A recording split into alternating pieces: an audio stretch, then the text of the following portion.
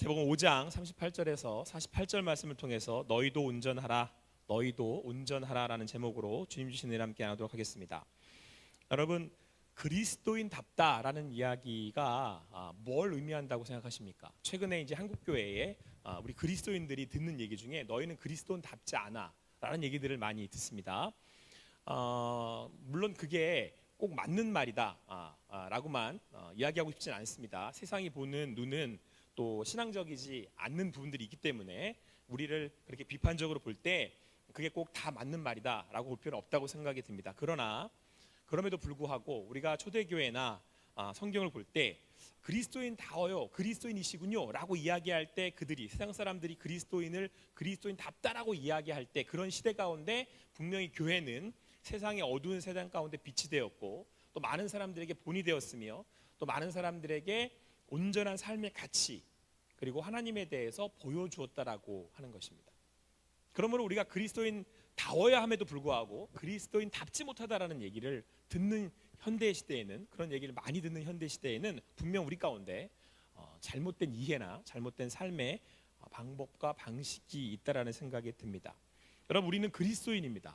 대놓고 그리스도인이라고 이야기하는 사람들이잖아요. 우리는 그리스도인, 그러니까 예수를 믿는 사람이다라는 것이죠.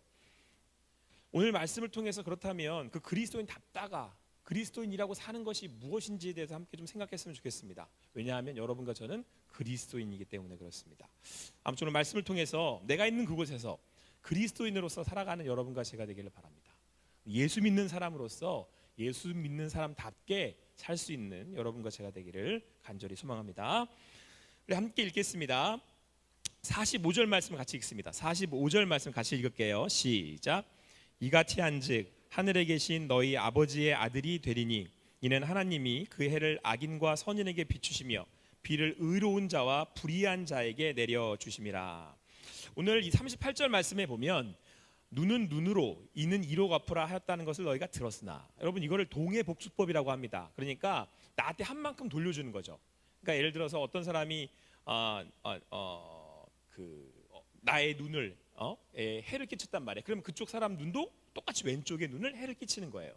이걸 동해복수법이라 그러는데 하나님이 어떤 누군가가 죄를 지었을 때는 그 죄에 맞는, 그 죄에 해당되는 그런 죄가를 치러야 된다라고 말씀하셨다는 거예요. 여기에는 첫 번째는 죄에 대한 심판이 있다라는 것이죠. 그리고 또 한 가지는 그 이상의 심판을 할 수 없다라는 말씀도 됩니다. 그러니까 보통 여러분 여기서 말씀하고 있는 게 이제 왼뺨을 딱 치면 보통 사람들은 왼뺨도 치고 또 어떻게 하죠? 오른뺨도 돌려친단 말이에요. 그러니까 우리 보통 사람들은 내가 왼뺨 맞으면 왼뺨도 치고 오른뺨도 이렇게 치잖아요. 그렇게 하지 말라는 거예요. 상대방이 내 왼뺨을 쳤어. 그럼 나도 똑같이 왼뺨만 딱 치라는 거예요. 여러분 이게 어떻게 보면은 말 그대로 갚아주는 것처럼 보이지만 그 이상을 하지 못하도록, 그러니까 하나님만이 온전히 그 사람을 심판하실 수 있다라는 것을 성경이 우리에게 말씀해주고 싶은 거죠. 그리고 인간은 항상 더한 것을 요구하기 때문에 그렇게 하면 인간 사회가 무너지는 거죠. 그래서 이런 법을 제정하시고 이제 모세율법을 통해서 그들에게 말씀하신 겁니다.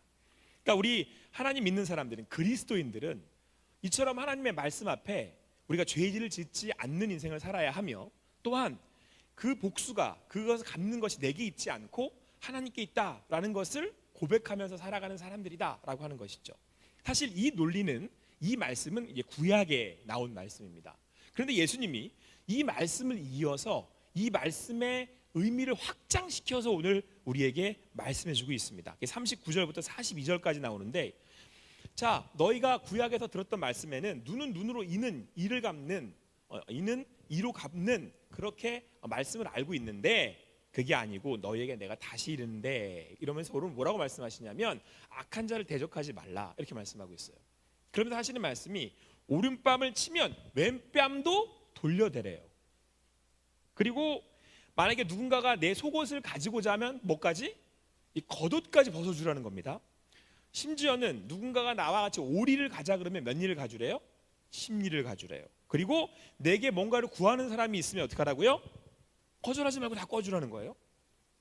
근데 여기까지도 지금 말씀이 약간 좀 너무 부담스럽지 않아요? 이렇게 할 수 있을까 싶은데 43절 44절에는 이웃을 사랑하는데 원수를 미워하지 말라 이렇게 말씀하고 있어요. 그러니까 원수까지 사랑하라는 거죠. 사실 굉장히 부담스러운 말씀입니다. 어쨌든 예수님이 우리에게 하시는 말씀은 너희가 그리스도인이라면 단지 죄를 안 짓는 인생으로 끝나는 게 아니라 그 이상의 이 이상을 더해서 나를 내어주는 삶을 살아라 이렇게 말씀하고 있다는 겁니다. 자, 그러면 우리가 이렇게 살아야 할 이유가 어디에 있겠습니까? 오늘 45절 말씀이 그 이유를 설명하고 있습니다. 이같이 한즉, 그렇죠? 설명하고 있잖아요. 하늘에 계신 너희 아버지의 아들이 되리니 이는 하나님이 그 해를 악인과 석인에게 비추시며 비를 의로운 자와 불의한 자에게 내려 주심이라. 그러니까 누구를 따라하라는 얘기예요? 하나님을 따라하라는 거예요. 하나님이 어떻게 하신대요? 하나님은 해를 띄우셔서 해를 비추시는데 이걸 악인에게 안 비추시고 선인하게 선한 사람에게만 비추시냐? 그게 아니에요. 악인에게도 비추시고 선인에게도 비추신다는 거예요. 비를 내리는 것도 마찬가지예요. 비를 내리시는데 의로운 자나 불의한 자에게 동일하게 다 내리신다는 거죠. 그 얘기는 하나님은 모든 인류와 모든 사람들이 살아가는 복의 통로가 되어 주신다라는 거죠. 그러니까 하나님의 자녀인 그리스도인인 여러분과 저 역시도 하나님 아버지처럼 하나님 아버지의 자녀로서 어떻게 하라는 거예요? 하나님이 그러셨던 것처럼 그런 복의 통로로 살아가라라는 거예요. 그러니까 여러분 그리스도인이 된다는 건 뭡니까? 그리스도인이 된다는 건 내가 있는 그곳에서 내가 하나님이 주시는 복의 통로가 된다라는 거예요. 여러분들이 왜 그 가정에 있냐? 왜 그 직장에 있냐? 왜 그 학교에 있냐? 여기 교회에 왜 있냐? 라고 했었을 때 해를 비추시는 것처럼 비를 내리시는 것처럼 여기 있는 모든 사람들에게 여러분들을 통해 하나님의 그 복이 하나님이 주시는 은혜가 흘러갈 수 있도록 여러분들이 살아가야 된다라는 겁니다. 그러면 여러분들 우리가 여기서 이제 중요한 사실 한 가지 알게 되죠. 그건 뭡니까? 여러분을 하나님이 거기에 두시는 이유예요. 하나님이 여러분을 그곳에 두셔서 어두운 가운데 빛으로 밝힐 수 있게 되기를 원하신다는 거예요. 메마른 곳에 오늘 특별히 비라고 말씀하시는 이유가 뭘까요? 메말랐어요. 뭐 그게 정서적으로 메말랐든 아니면 어떤 일로 인하여서 뭔가 궁핍한 거잖아요. 그럴 때 여러분들이 그들에게 비처럼 내리는 비처럼 그들의 땅을 적셔서 그곳에 농사를 지을 수 있고 열매가 맺을 수 있게 하는 것처럼 그렇게 그들에게 비와 같은 존재가 되라는 거예요. 여러분들이 비추어서 그렇게 열매가 나는 것처럼 어두운 곳을 밝혀서 살아갈 수 있도록 만드는 것처럼 여러분들이 해처럼 밝히 빛나는 그런 삶을 살아가라. 그게 그리스도인이다라는 겁니다. 그리스도인은 단지 그냥 수동적으로 내가 이것만 지키면 됐지 이런 삶이 아니라 나를 통해서 다른 사람들이 살아나는 거예요. 여러분 해가 뭐예요? 살리는 거잖아요. 비추어서 자라나게 하고 생명이 나게 만들고 피도 역시 마찬가지죠. 물을 줘서 자라나게 하고 그곳에 강물이 나고 생물들이 깃들고 그러는 거잖아요. 그러니까 여러분들을 통해서 그곳에 있는 생명이 살아나기를 원하시는 거죠. 그리스도인은 그래서 여러분 생명이에요. 왜요?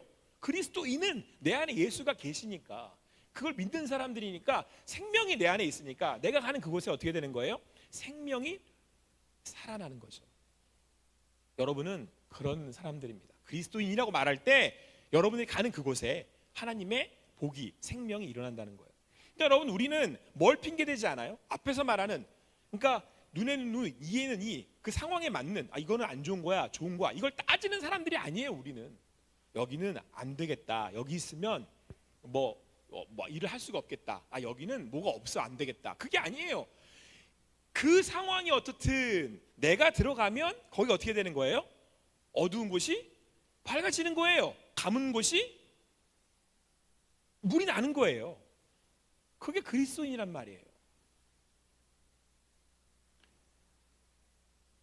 사랑하는 청년 여러분, 여러분의 삶이 그리스도인의 삶이 되시기를 소망합니다. 여러분을 통해서 그곳이 복받는 거예요. 여러분들의 가정이 여러분이 그곳에 있는 이유가 복받는 거예요. 저는 여러분 자 따라하세요. 나는 복덩이다. 안 믿기나 보다 다 표정이 나는 전혀 그렇지 않은데 자 따라하세요. 나는 복덩이다. 여러분 이게 저는요 제가 안 믿는 그러니까 예수를 믿기 전에 저의 자존감은 항상 비관적이었어요. 왜냐면 자꾸 상황을 쳐다보니까 우리 어머니 아버지는 흙수저거든요. 흙수저의 어머니 아버지 밑에 태어났으니까 나도 뭐예요? 나도 흙수저잖아. 이 사고가 나를 꽉 잡고 있는 거예요. 우리 어머니 아버지는 초등학교도 안 나오신 분이야. 우리 어머니 아버지는 돈도 없어. 우리 어머니 아버지는 백도 없어. 그러니까 나도 흙수저라서 앞으로 잘 살 일 전혀 없어. 근데 내가 예수를 믿고 났더니 하나님이 자꾸 나한테 뭐라고 그러시냐면 너는 복덩이고 너는 복의 통로고. 제가 창세기 12장 말씀을 받고 믿음 생활을 시작했거든요. 아브라함을 부르시는 거잖아요. 너는 본토 친척 아비의 집을 떠나 내가 네게 지실 땅으로 가라. 내가 너로 큰 민족을 이루고 내가 복을 주니 너는 복덩이야. 이렇게 말씀하시더라는 거예요, 저한테. 난 처음에 그게 믿겨야지. 내가 무슨 복덩이야. 내가 뭐 지금 이 상황에, 이런 상황에 나를 쳐다봤는데 뭘 할 수 있는 건 아무것도 없는 것 같고. 근데 하나님 자꾸 복덩이라고 그러시는 거예요, 저보러. 그 얘기는 뭐예요? 너를 통해 복이 흘러가게 할 거야. 그리스도인은 여러분 복덩이에요. 그래서 그다음부터 여러분 저는 류복이에요, 류복. 저는 복이에요, 복. 이거는 내가 어떻다 하고 관계없어요. 하나님이 저를 그렇게 쓰시겠다고 그리스도인을 부른 거라니까요. 그리스도인은 불러낸 사람들이거든요. 부르심을 받은 사람이라고 그런단 말이에요. 불러냈다니까요. 아브라함처럼 나를 불러다가 이렇게 말씀하시는 거예요. 내가 너 쓴다, 복의 통로로. 이게 그리스도인이라니까요. 저는 여기 선창교회는 저 때문에 복 받은 거예요. 얼굴들이 왜 그러는지 모르겠네, 다들. 그런 자존감 없어요? 여러분 회사가 여러분들 복 받는다는 생각 안 해요? 여러분의 가정이 여러분들 복 받는다는 생각 안 해요? 가정이 다 무너지는 것 같아요. 나를 보내신 이유가 뭘 것 같아요? 거기 살리라고. 나는 거기에 해고 거기에 내리는 비니까. 저는 그런 사람이에요. 여러분이 그런 사람이란 말이에요. 그리스도인이에요, 그거를. 그리스도인. 예수가 생명이잖아요. 나는 길이고 진리고 생명이니. 근데 이름이 그리스도인이래. 그럼 나는 생명이고 진리고 길이란 얘기 아니에요? 그게 그리스도인이에요, 그게.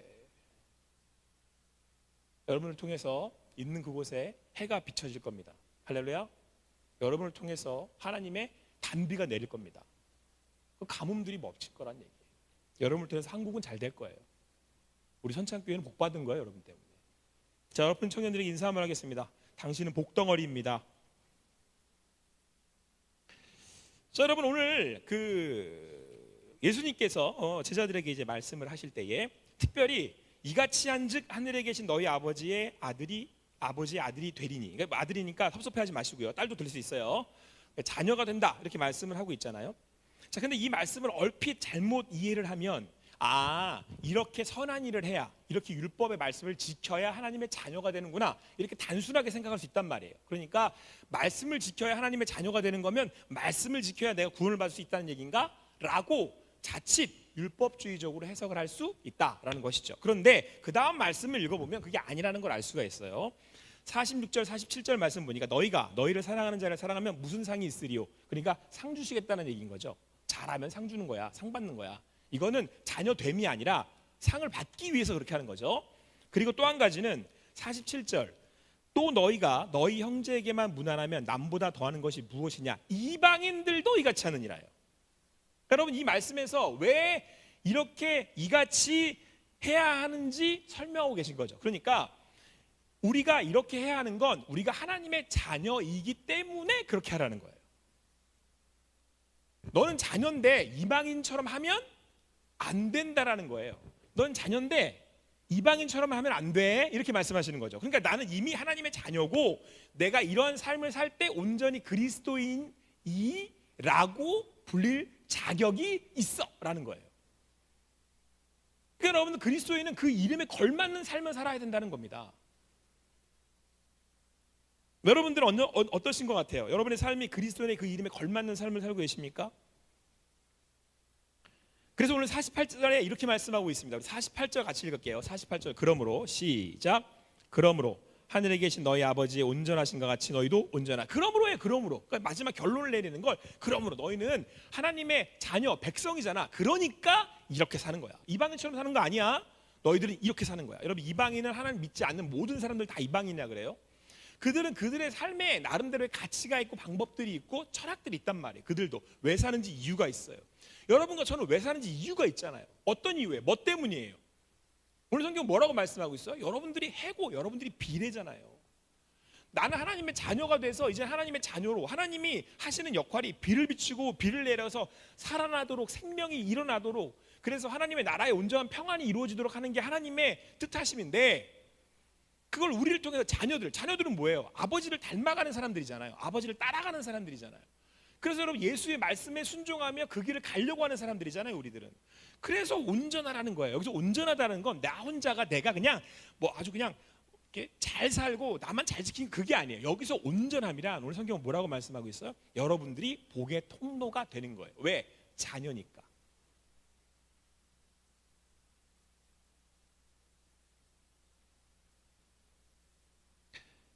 그래서 여러분들의 삶이 여러분들이 함께하는 공동체가, 우리 공동체가 그곳에 딱 들어갔을 때 그곳에 어둠이 싹 거치는 거죠. 메마른 곳에 비가 내려서 생명의 기운이 돋아나는 그런 하나님의 일하심이 나타나는 거죠. 이걸 뭐라 그래요? 하나님의 나라가 임한다 그러는 거예요.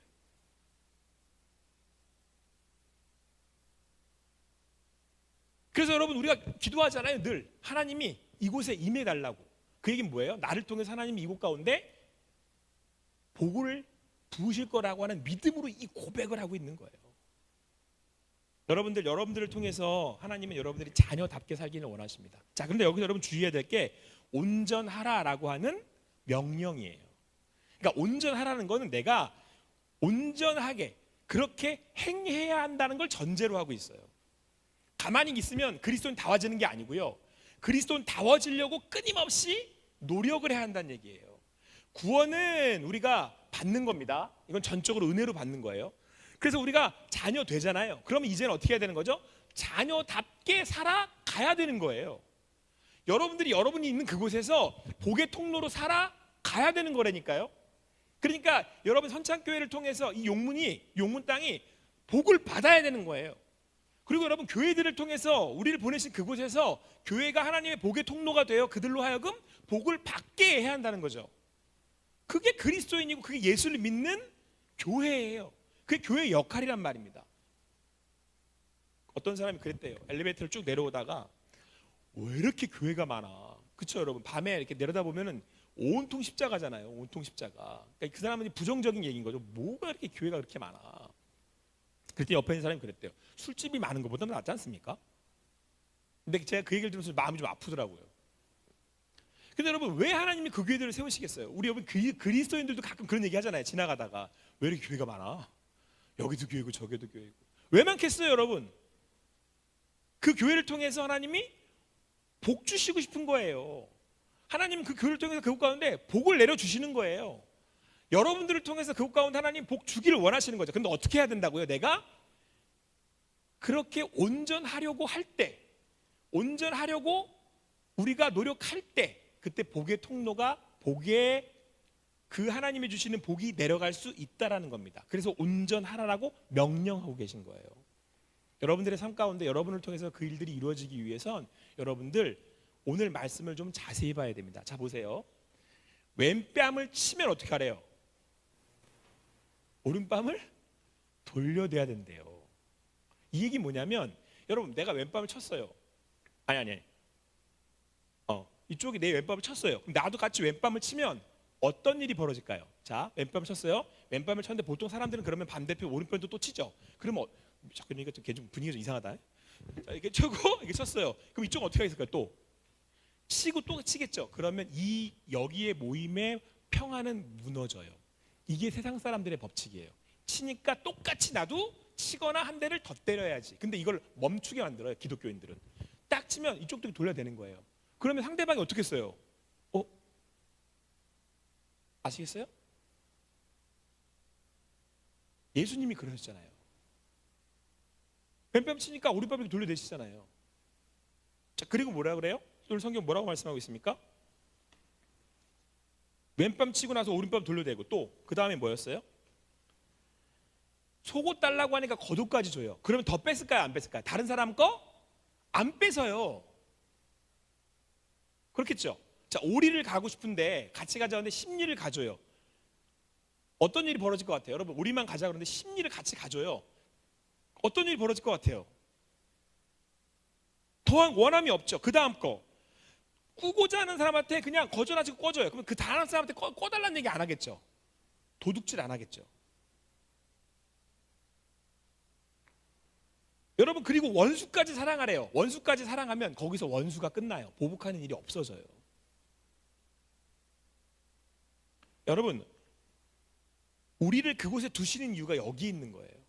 우리를 통해서 그 땅 가운데 하나님의 나라의 평안이 임하기를 원하고 계시는 거죠. 자, 그런데 여러분 여기서 그렇게 우리가 온전하게 행하려면 그게 녹록지 않다라는 사실을 말씀을 읽으면서 우리는 발견하게 돼요. 그래서 여러분 그리스도인으로 사는 게 힘든 거예요. 자, 맨뺨을 쳤어요. 오른뺨도 올렸는데 얘가 오른뺨도 치는 거야. 아플까요? 안 아플까요? 아프죠? 억울해요? 안 억울해요? 억울하죠. 속옷 달라는데 겉옷까지 벗어졌어요. 여러분들 마음이 편하겠어요? 우리는 왼뺨 치면 오른뺨 치고 한 대 더 때리라고 그렇게 가르치는데 그렇지 않겠어요? 근데 예수님은 그러지 말래요.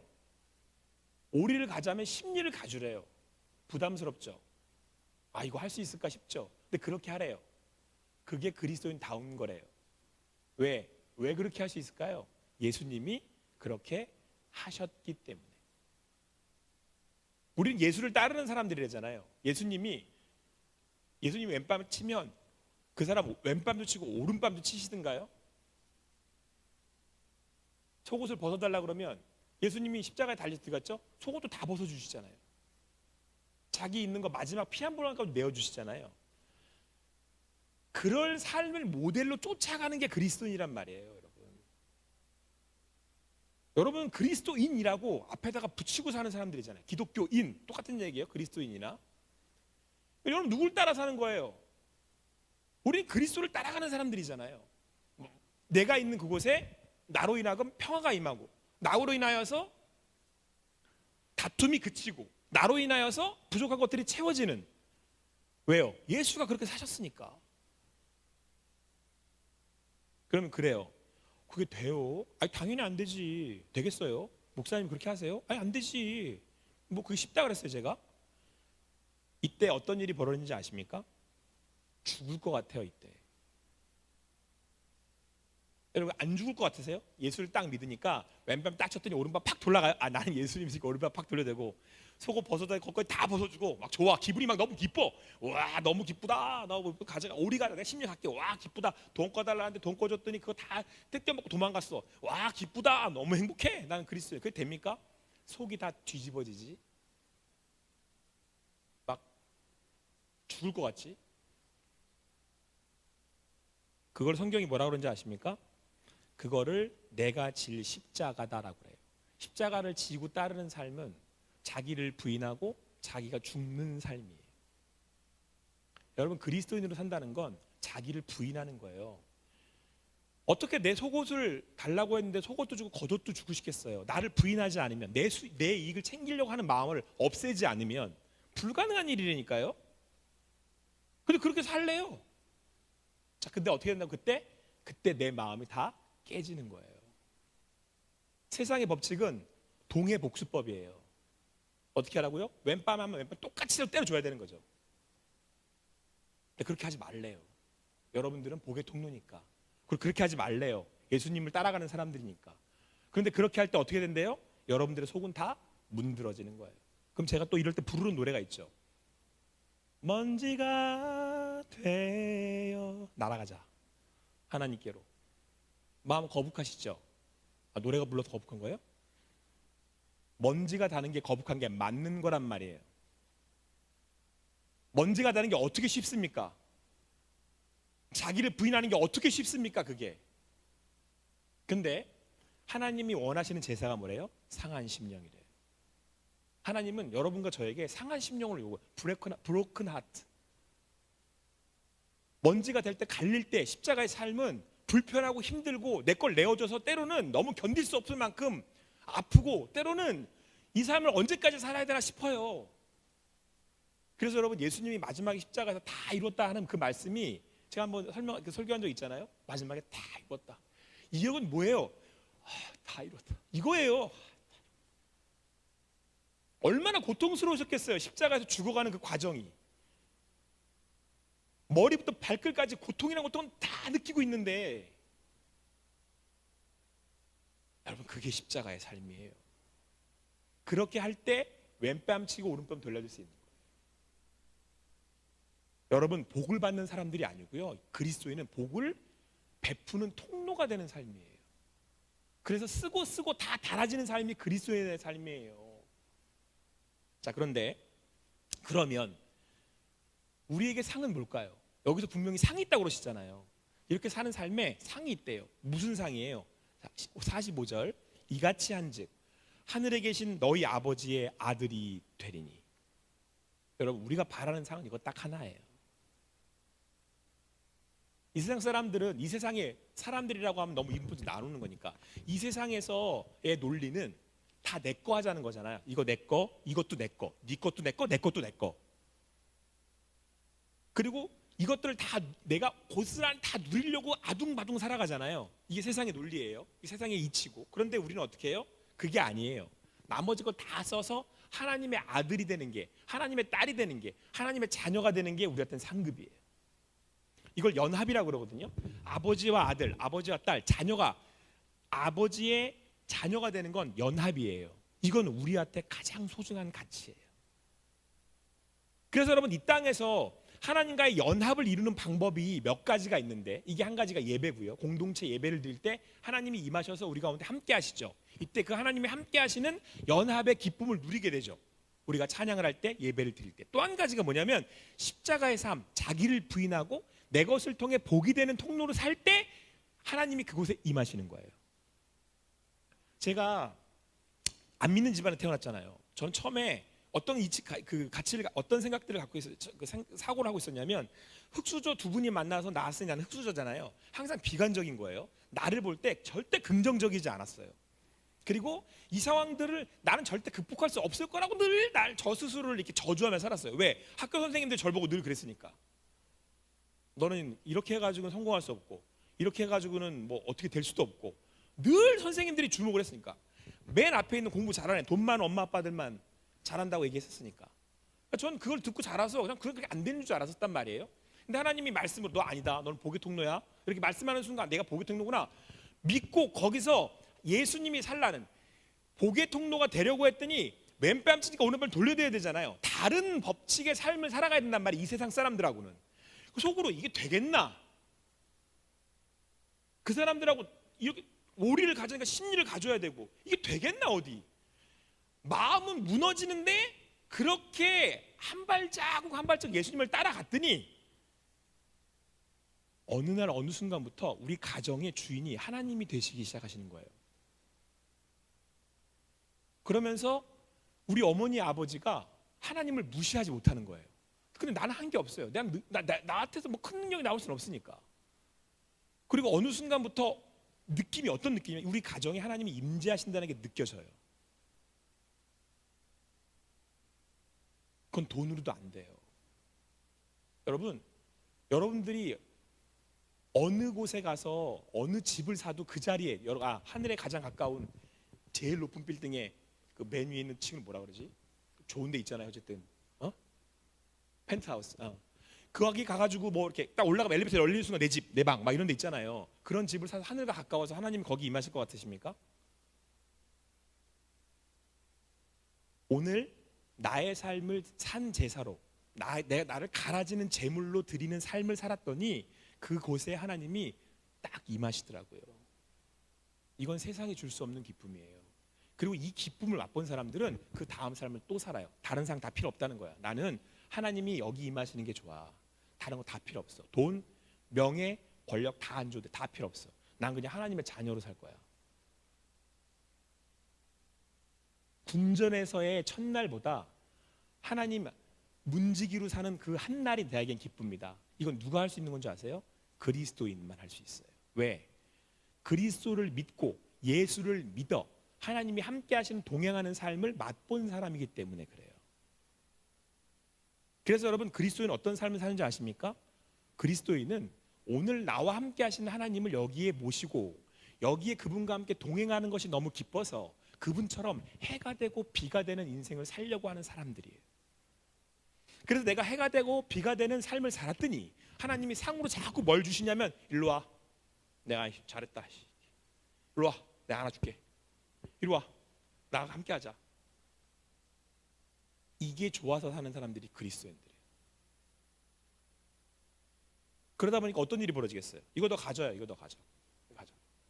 갤럭시 싫어하지? 이거 줘, 가져. 이걸 사는 거예요.